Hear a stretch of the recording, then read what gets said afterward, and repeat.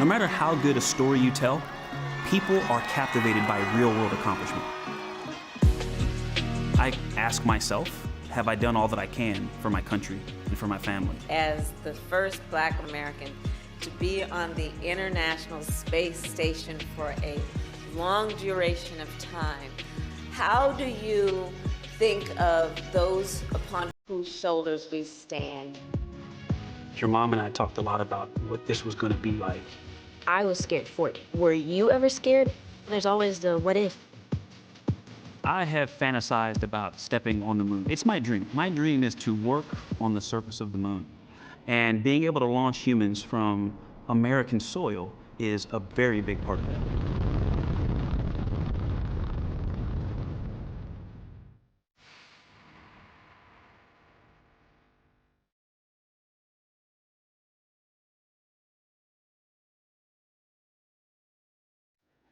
He's a naval aviator and test pilot that's flown over 40 different aircraft. Your Artemis II pilot, Victor Glover.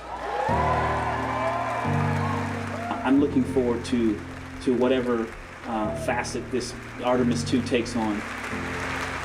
I'm Victor Glover, NASA astronaut, Navy commander, husband, father, big brother, and son.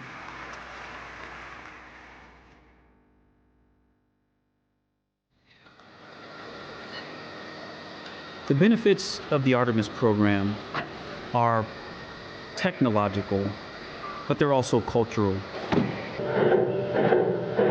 What really means something to me is the inspiration that will come from it, inspiring future generations to reach for the moon, literally to reach for the moon. That baton has been passed generation to generation and from crew member to crew member.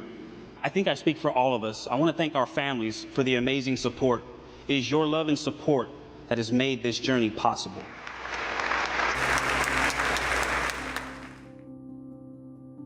What does family mean? It's definitely important. I'm not an adrenaline junkie or looking for extreme experiences out in my real life, because my work life is so chock full of those things that I like to just sit, read a book, and have quiet moments and spend time with my kids. Having been in the Navy for 22 years, it's definitely been a family adventure. I've deployed several times in the Navy on an aircraft carrier, and we had kids every time, a different amount of kids each time. Spending time with my family is the most enjoyable thing that I get to do. What inspired me? My parents. I was born out of wedlock. I didn't live with my mom and my dad at the same time, but they both cared about me becoming the best person I could, mentally, physically, and spiritually. I was in 5th grade, and we had a program called MESA, Mathematics, Engineering, and Science Achievement. What got me into it was building cars powered by mouse traps, building bridges out of popsicle sticks and balsa wood. But our advisor, his name was Mr. Hargrove, and he said to me, he said, you know, if you work hard, you would be a great engineer.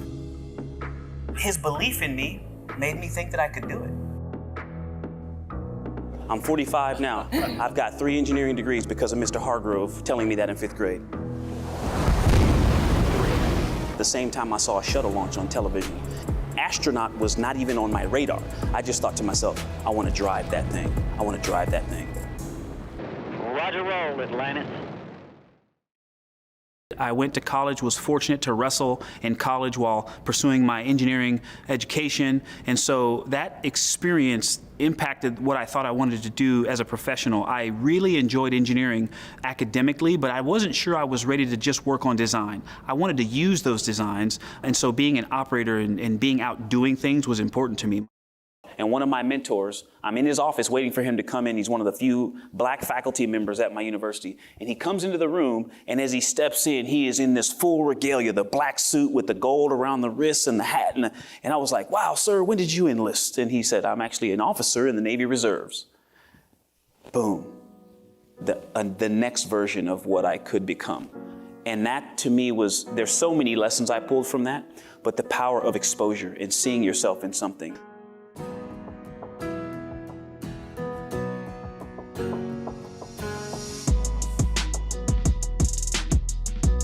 My name is Connor Clinkscale. I'm 15 years old. I enjoy aviation and space, and I look forward to being a pilot for NASA one day. This is where I take flight lessons and I get flight hours. People other than my friends don't really know much about what I do. As much as I grind to train for my missions, I am also looking for my replacement. In order to ensure that I have a replacement, I need a pool of young people like Connor. The first time when I met Victor was in October 2015, and I was 7 years old. I think that is really cool that he's gonna be on one of the first missions back to the moon in 50 years.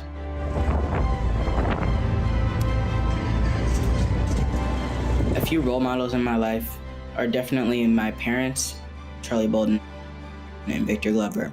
I admire Victor Glover because he's audacious.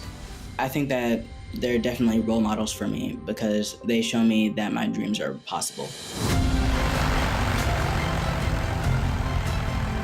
All these shirts are from people who solo for the first time. And I'll be soloing on my birthday, which is in May. My parents took me to DC to the Udvar Hazy Space Center, where I first saw the Space Shuttle Discovery, and I was really little. I was standing at about like half the size of the front tire. And I asked my parents if I could fly it today. My mom told me that I could definitely fly it one day.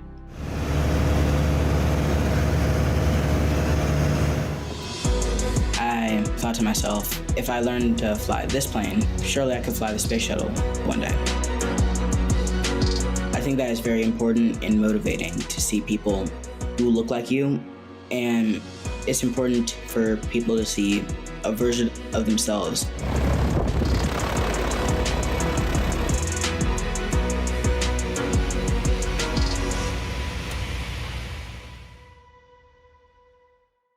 I joined the Navy in college because of representation, seeing a black reserve officer on my campus, and I'm finishing my combat tour, and I go to test pilot school. I go into test pilot school, and we, as a class, have to go to a conference. And at this conference, the keynote speaker is Pam Melroy, who is, I believe, the second female shuttle commander. She tells the story about the cufflinks. They use the cufflinks. On my command flight, STS-120, we had a problem. While we were unfolding a solar array on the International Space Station, it ripped. And that was a very, very serious crisis for the station. The solution was a set of so-called cufflinks, which were really just a way to stitch up the solar array and make sure that it had structural integrity. It was an extraordinarily dangerous spacewalk. It was really the pinnacle of my experience. And she tells that story, and that's the day I decided, all right, I'm throwing an application in. We'll never forget my first meeting with Victor.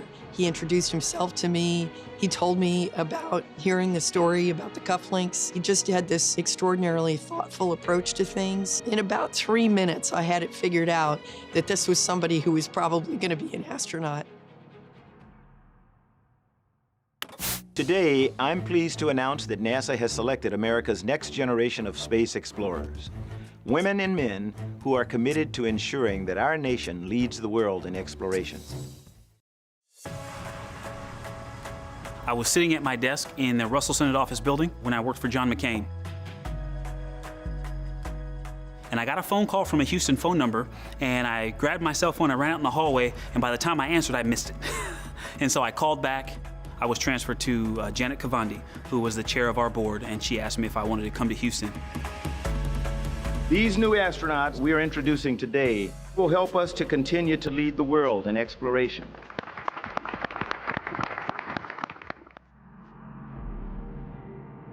Hey, Mr. Dixon.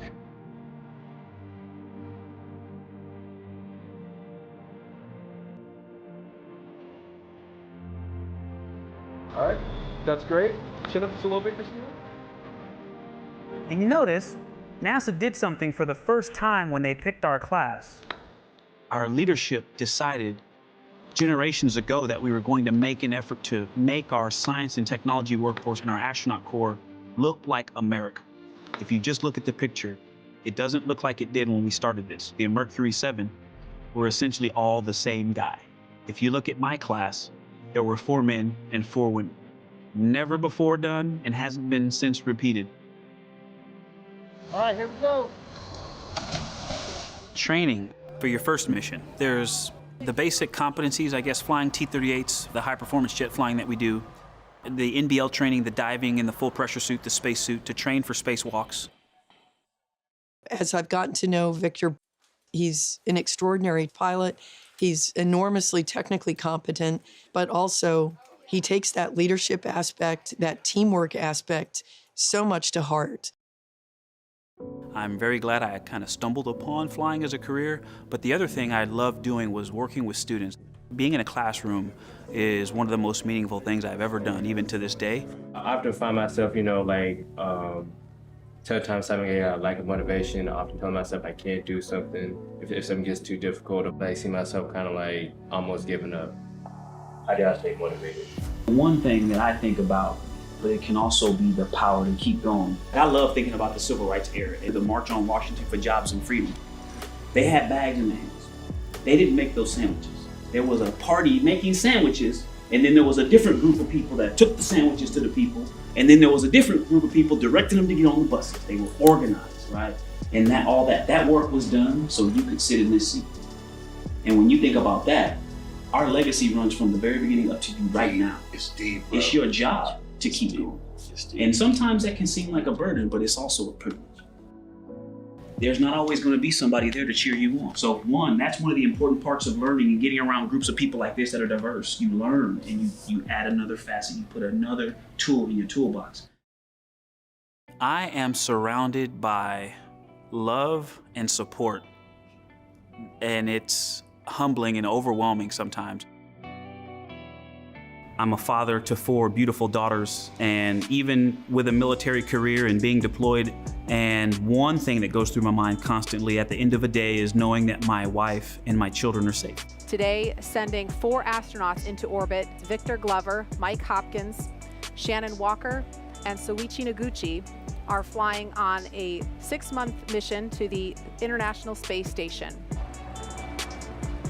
Glover will be the first Black astronaut to fly on a commercial spacecraft and the first Black long-duration crew member to live aboard the International Space Station. When I got assigned, my wife and I were actually on vacation, and we had some time to just talk about what this meant for our family and what it meant for us individually. Outside the ONC building, we have friends and family gathered there for final goodbyes prior to liftoff. This is, I think, what a lot of the folks that go to test pilot school dream of doing. There aren't many opportunities to work on a new spacecraft.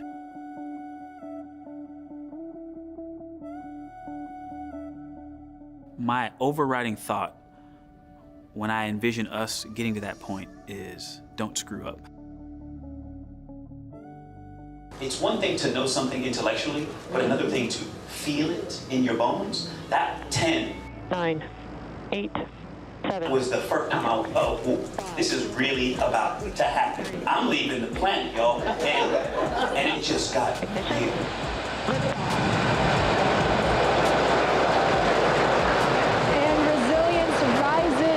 Not even gravity contains humanity when we explore as one for all.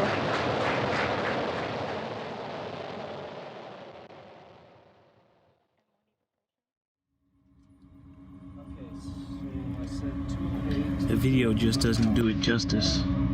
It is pretty amazing though.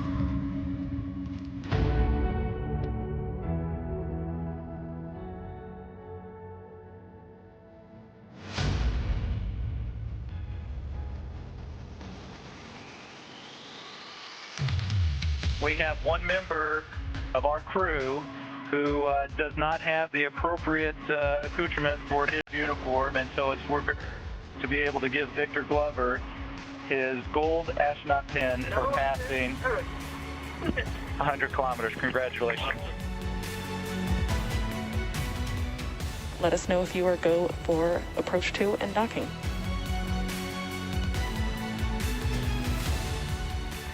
And there they are, first across the hatch, Mike Hopkins. And here's Victor Glover.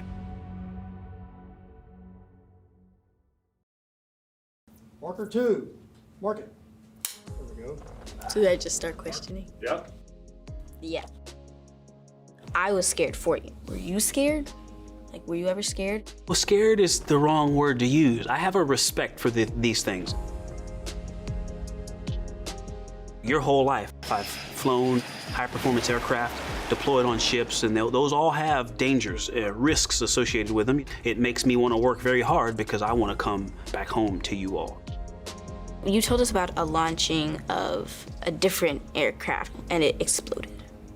Like, they didn't make it. And that terrified me. I learned that people train you for this stuff, and they're there to make sure that doesn't happen. So it made me feel a lot better. But, you know, there's always the what if. I have a respect for the things that I do and the risks that come with that. The thing that I had the most discomfort or the biggest emotional response to was leaving you all.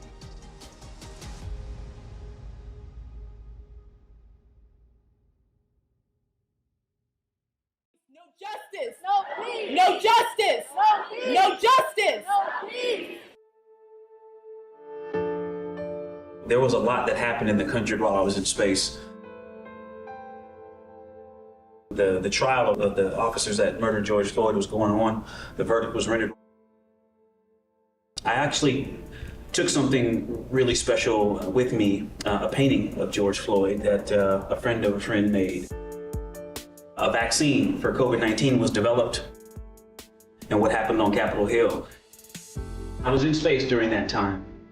One of the most amazing things about his mission was that Stephanie organized a Zoom call for us, all of the Black astronauts, to talk to Victor. Staying connected to things here on Earth is very important. We had all these things that we were thinking about down here on the planet, but having this connection with our brothers and family and people helped us all get through things.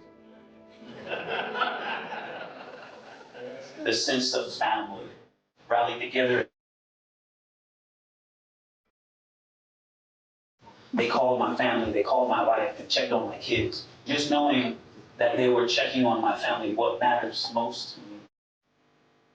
My goal in this entire endeavor was to make sure that it continued to be a family adventure, that they look back on this time with fondness and not as that, hey, that was that stressful period where Dad was gone a lot.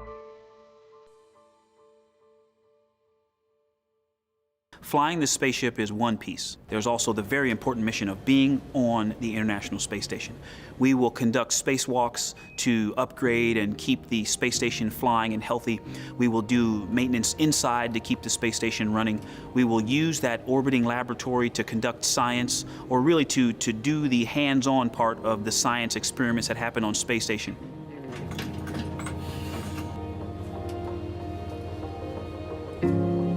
The crew would just all gather around the table. We'd float around the table and pass food and snacks and tell stories about what worked, what didn't work, and talk about each other's families. What did you think about our video conferences? You remember what we did for most of them? Yeah. What? Charades. I never felt like I had to go, come on guys, Dad's calling from space. Because at some point, right, even it's still neat that Dad's calling from space, but like after 167 days, Dad's calling from space. You know? I don't think it was ever like that. It like major, I don't want to go. Because you made a great impression the first time we played when you did Escalator. That was my high point. My charades Escalator was... Because you could just float. Weightlessness, right? I mean, you know, it was good. We got it right away. Please stand by for the Vice President of the United States. Victor, can you see me? Can you hear me? It's Vice President Kamala Harris. I'm calling from the White House. Madam Vice President, welcome to the International Space Station. I understand you recently got some fresh air because you went on a spacewalk outside of the space station for the first time. What was that like? One of my colleagues said to me to keep your world small, to focus on the thing right in front of you, and then slowly widen out that worldview.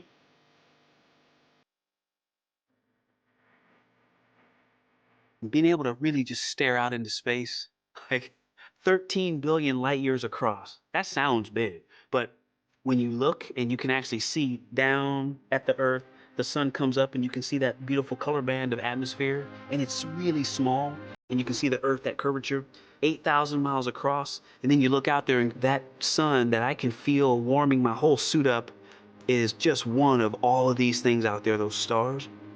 It just really creates this, wow. As we think about the history that you are making as the first Black American, the first African American to be on the International Space Station for a long duration of time, I want to ask you, how do you think of those upon whose shoulders we stand? I think about that piece often. Every astronaut or cosmonaut has ever done has led to us being here now, in this special time. I really appreciate that legacy, and I try to work my hardest to honor it. 3, 2, 1. Really what I'm most excited about is the future of human spaceflight and the fact that this is going to be the future.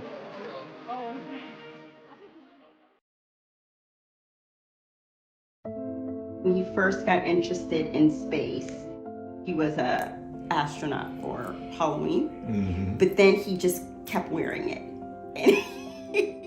Well, he didn't call it a costume, he called it his uniform. I think that every parent feels in some shape, form, or fashion that their child could potentially change the world. What we really like to do is listen intently to our children. We started having conversations about the vastness of the universe and the vastness of space. And when my husband pointed to the moon and told Connor that there were actual footprints there, Connor's response was, how do I get there? My family has always supported me. They've always supported my dreams and what I wanted to do.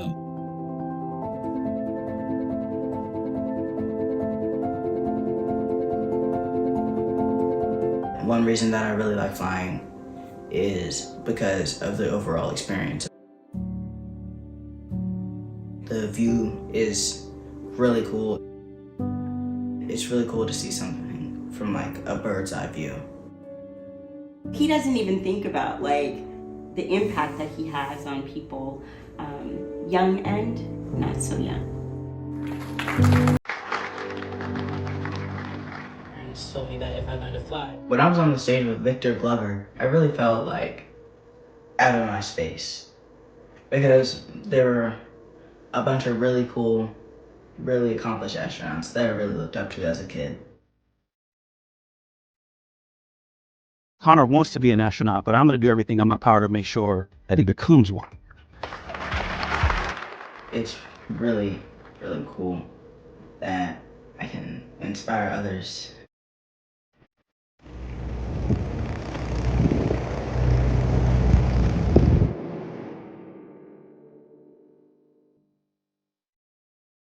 One of the most important things to your ability to achieve success is your understanding and definition of what success is. So number one is to be gritty, G-R-I-T-T-Y, to be gritty. It means not quitting. And the greatest challenges you'll ever experience are from within. And if you can control these challenges, external challenges are no big deal. Number two, be a lifelong learner. Learning inside and outside the classroom, your ability to acquire skills is the thing that really is gonna be so valuable to you in the future. The last one is to be a good teammate. It's the people to your left and your right, because it takes the focus off of yourself.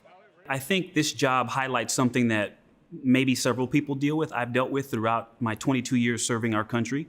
There's these terms, I think, in psychology or sociology called imposter syndrome and survivor's guilt. And being selected for this job, you can't help but to think of, I've got so many friends that I know could do this job well. And that feeling of, wow, why didn't they get it? And why'd they pick me? That's the survivor's guilt piece. And imposter syndrome is just, feeling like you're not really good enough, cut out for the job. And I felt all of those things. And I would say that doubt, being a father, a husband, all of those things come with doubt. And my life hasn't been about trying to get rid of the doubt. It's just trying to get comfortable with it and being able to still take one step at a time and be prepared for whatever's coming at you. Because anything you practice, you can get good at. And so I think you have to learn to get comfortable with the doubt.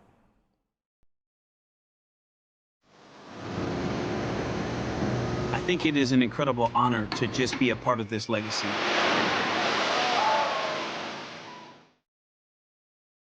We will be that next chapter, that continuation of continuous human presence, and that is an amazing responsibility and privilege. All right, push your toes. Let us know if you get stuck or you need any help.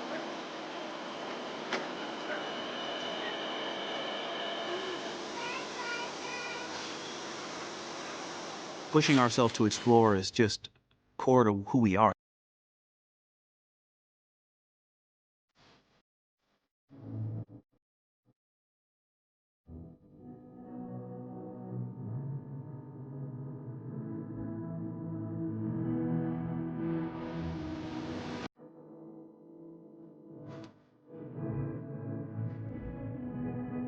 We all share the same goal of achieving what we want in life. To any young people that dream of accomplishing their goals, I would tell them, never give up, because God always has something in store for you. And to dream big and definitely do bigger.